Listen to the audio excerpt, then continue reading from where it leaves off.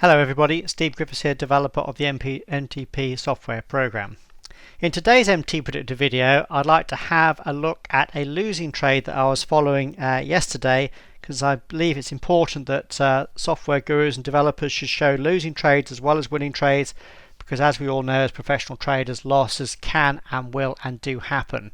I just think it's important that gurus show more losing trades so people get a balanced view of what trading is all about. So let's have a look at a setup I was following yesterday on the YM. It occurred here at around 10:33, 10:36. So let's use our bar replay mode to jump back just before that, and I'll show you what I was looking at as I was following the market yesterday. I saw the market was declining here, and I thought, hang on a second, we had what looks like to be a major low here, so I put a low tag on at that level. I also put our decision point level on. You can see how this was there in advance before the market got there, and it was showing potential major support just below this previous bar's low here.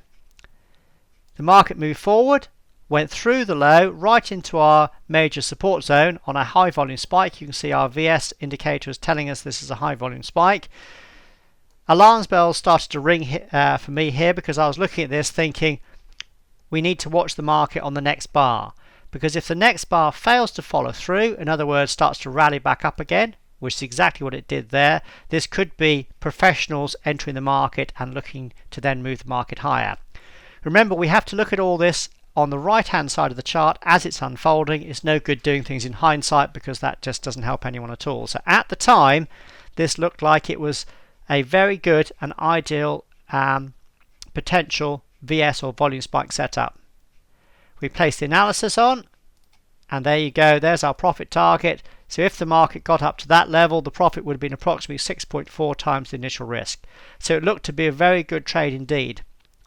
Doubling, checking with the ES, going back to our previous low there, and as you can see there was major support coming in at this particular area here, which is where we were at our 1033, 1036 level. So there you can see at the time, obviously we know it went lower later, but what I'm saying is at the time, when that was the right hand edge of the chart, it looked like there was major support on the ES.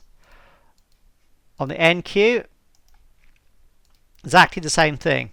There's the 1033, 1036 low. Looked like we were at major support, and we also had a VS buy setup coming in. So everything came together to look like a very good trade setup.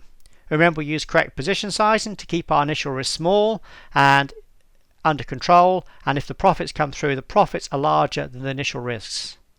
Let's turn training mode off, and as you probably have known, the market came up, took you in. It then started to move sideways for a while. Now this should have again set alarm bells ringing, because our volume spike or VS setup normally indicates that professionals are coming in and then moving the market in the opposite direction. Now they tend to move the market quickly because the professionals are entering the market with high volume. In other words, the market tends to move off these VS setups very quickly. So when it moves sideways like this, this should set alarm bells ringing. And as you can see, the worry was correct there, because the market came down and would have then stopped you out.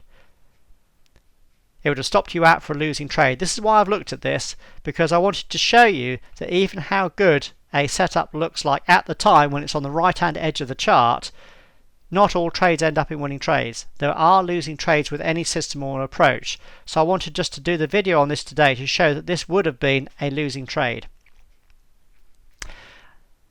Ideally, what could have happened after that, and this is what I was looking for as well myself, is because this, even at the double bottom here, or not double bottom, even at the second bottom down here, it would have been nice if we had another VS buy setup here.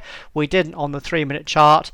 I think if you went down to a very short-term chart, there may have been one on a shorter-term chart. No, there wasn't even there on the shorter-term chart. May have been on another market. Oh, there it was, yes. On a 2-minute chart, it did give you another VS buy setup. So if you had taken that one, it would have been a very good trade and ran you up very nicely indeed. But let's take the worst case scenario here. Let's take the worst case scenario and saying you weren't looking at the 2-minute chart and you just had a losing trade here. After this, what would be the next kind of trade setup we'd be looking for? Well, after the bottom had come in, we're then looking for an initial rally, and then an ABC correction down into here for a Holy Grail trade setup. Again, it was slightly frustrating this didn't unfold here on our 3-minute chart. It didn't unfold on our 3-minute NQ chart. I'll let you guys go and have a look at the 1-minute and 2-minute charts on this to see yourselves that if you were going down to a very short-term chart, there was our new Holy Grail trade setup there on the NQ. So if you were following a short-term chart, you would have had a very nice trade setup there. But that's not what I want to demonstrate in today's video. I want to demonstrate that there are losing trades and you can get losses when you're trading. On the ES, again, it would have been nice if we had a Holy Grail trade setup there, but there wasn't. The Russell Index was actually the best one at all because there's the 3-minute chart.